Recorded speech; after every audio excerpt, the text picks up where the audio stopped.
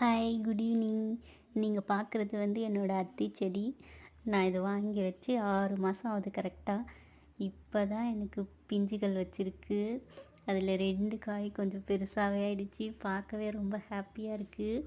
First இலையெல்லாம் ஏதோ பூச்சி தாக்குதல் வந்த மாதிரி அப்படியே டாட் டாட்டாக இருக்கும்.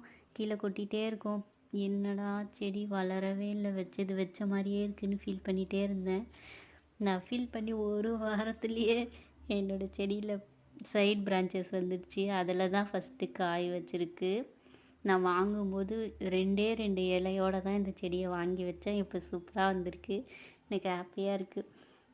நீங்களும் அத்திப்பழம் செடி வச்சுருக்கீங்களா? எப்படி வளர்க்குறீங்க? என்ன உரம் கொடுக்குறீங்கன்னு எனக்கு கமெண்ட்ஸில் சொல்லுங்கள். என்னோடய வீடியோ பிடிச்சிருந்தால் லைக் பண்ணுங்கள், கமெண்ட் பண்ணுங்கள், சப்ஸ்கிரைப் பண்ணி சப்போர்ட் பண்ணுங்கள். தேங்க்யூ.